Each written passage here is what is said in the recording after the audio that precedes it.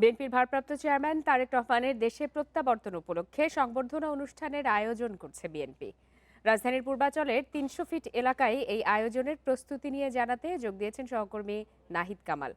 নাহিদ কামাল, আগামী ২৫ ডিসেম্বর দেশে ফিরবেন তারেক রহমান। সেক্ষেত্রে এই সংবর্ধনাটি ঠিক কবে কখন আয়োজন করা হবে সে বিষয়ে আপনার কাছে কি ধরনের তথ্য রয়েছে? এবং এখন তো মঞ্চ প্রস্তুতি সহ আরো বেশ কিছু প্রস্তুতি নেওয়া হচ্ছে।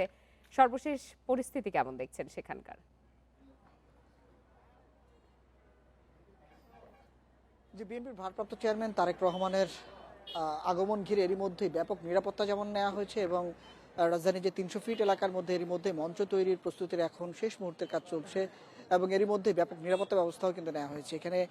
তাদের যেহেতু এরই মধ্যেই কয়েক স্তরের নিরাপত্তার বিষয়ে সরকারের পক্ষ থেকে এবং বিএনপির মিডিয়া সেল এবং বিএনপির নিজস্ব ভলেন্টিয়ারিং ব্যবস্থাও কিন্তু থাকছে।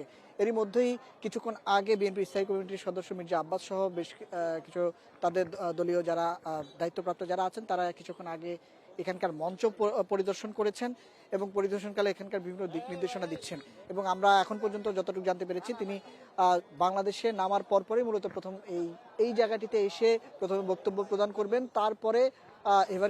তারপরে এভারকেয়ারে গিয়ে বিএনপির এভারকেয়ারে গিয়ে সাবেক প্রধানমন্ত্রী খালেদা জিয়াকে সেখানে দেখতে যাবেন। বিজলি কেবলস এর স্কিন কোটেড ইনসুলেশন আগুন প্রতিরোধী। বিজলি কেবলস, নিরাপদ আজীবন। এবং তারপরে হয়তো তিনি তার বাসায় যাওয়ার কথা ব্যাপারে আমরা জানতে পেরেছি। তবে এখানে যে মঞ্চটি তৈরি করা হচ্ছে এরই মধ্যেই ৩০০ ফিট এলাকার যেই চারপাশ রয়েছে, চারপাশে আসলে এক প্রকার যেই সড়কটি রয়েছে এই সড়কটির দুপাশেই বিভিন্ন যারা আছেন তারা কিন্তু অবস্থান নেবেন এবং তাকে বরণ করে নেওয়ার জন্য যে আয়োজন থাকছে সেই ক্ষেত্রে আসলে নির্দিষ্ট একটা দূরত্বের মধ্যে কেউই প্রবেশ করতে পারবেন না, সেই ব্যবস্থা রাখা হচ্ছে। শুধু এসএসএফ সদস্য এবং বিএনপির মিডিয়া সেলের জন্য আলাদা যে জায়গা রাখা আছে সেই কিছু জায়গা বাদে বাকি একটি নির্দিষ্ট দূরত্বের পর যারা মূলত তাকে বরণ করে নিতে আসবেন তাদের জন্য কিন্তু জায়গা রাখা হয়েছে বিশাল এরিয়া জুড়ে।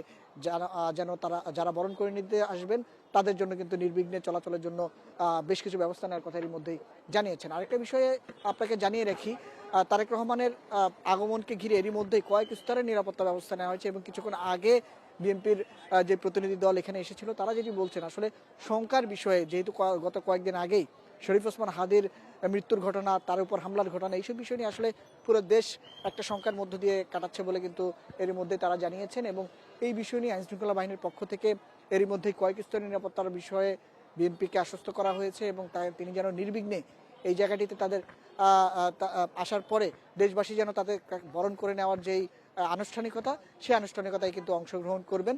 এরই মধ্যেই কয়েক লাখ মানুষ এখানে জড়ো হবেন এমন আশঙ্কা নিয়ে প্রস্তুতি কিন্তু বিএনপি এরই মধ্যেই প্রায় শেষ করছে। তো সবকিছু মিলে এখনকার যে মঞ্চ নির্মাণের প্রস্তুতি চলছে সেটি হয়তো আজকে এবং আগামীকালকের মধ্যে মোটামুটি অনেকটাই শেষ হবে। এরপরে বাকি আনুষ্ঠানিকতাগুলো সরকার এবং বিএনপি সমন্বয় করে বাকিগুলো শেষ করবে এমনটাই আমরা জানতে পেরেছি। এই ছিল ৩০০ ফিট থেকে আমার কাছে সর্বশেষ। জানাচ্ছিলেন সহকর্মী নাহিদ কামাল।